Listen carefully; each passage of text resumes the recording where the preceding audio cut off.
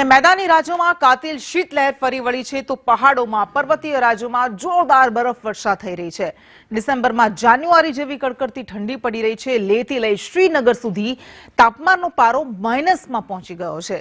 शिमलाથી મનાલી સુધી ઠંડીનો પ્રચંડ કહેર જોવા મળી રહ્યો છે।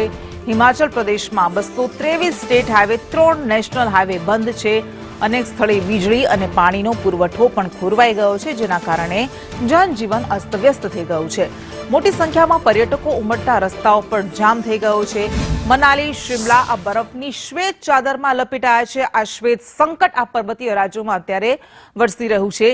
હિમાચલમાં હજુ 72 કલાક સુધી સફેદ અટેકની આગાહી કરવામાં આવી છે। ઉત્તરાખંડમાં પણ હિમવર્ષાને કારણે કડકડતી ઠંડી પડી રહી છે। એ કેદારનાથ હોય, ગંગોત્રી હોય કે બદ્રીનાથ હોય, આ તમામ યાત્રાધામોમાં બરફવર્ષા પડી રહી છે।